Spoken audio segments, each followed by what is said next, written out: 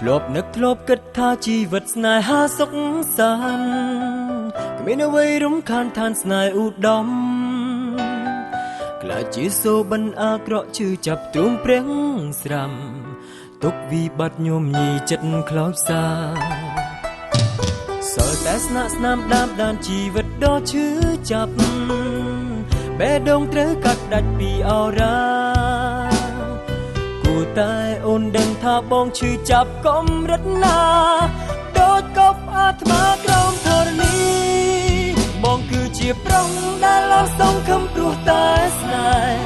ខូចចិត្តជាងគេស្មោះលើសគេនៅលើលោកីបើស្រឡាញ់ខ្លាំងប៉ុណ្ណាឈឺចាប់ប៉ុណ្ណឹងតែថ្លៃនៅលើផែនដីគ្មានប្រុសណាឈឺចាប់ដូចបងគឺជាប្រុងដែលខូចចិត្តខុសស្នេហ៍ជាងគេព្រោះជឿងប់ស្លងស្មានថាអូនស្មោះត្រង់ស្នេហ៍ស្នងទីបំផុតទើបបានដឹងថាខ្លួននឹងប្រុសឆោតល្ងងមានស្នេហ៍ស្មោះត្រង់ក៏ពិតបេះដូងអូនមានអ្នកផ្សេ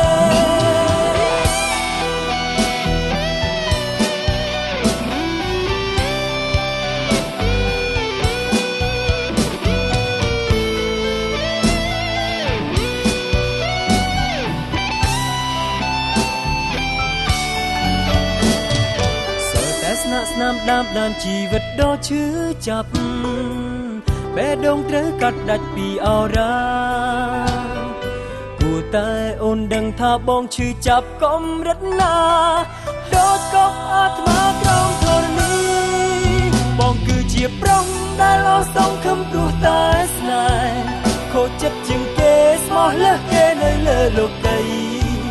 បើស្រឡាញ់ខ្លាំងប៉ុណ្ណាឈឺចាប់ប៉ុណ្ណឹងតែថ្លៃនៅលើផែនដីគ្មានប្រុសណាឈឺចាប់ដូចប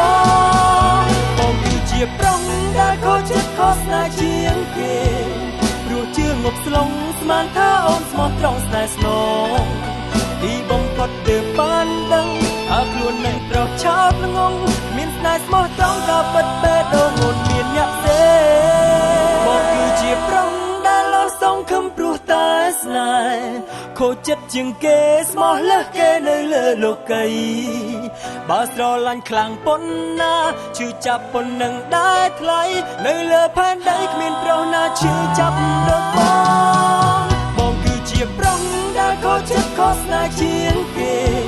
ព្រោះជឿងប់ស្លងស្មានថាអូនស្មោះត្រង់ស្នេហ៍ស្នងទីបំផុតទើបបានដឹងថាខ្លួននឹងប្រុសឆោតល្ងងមានស្នេហ៍ស្មោះត្រង់ក៏ពិតបេះដូងអូនមានអ្នកផ្សេង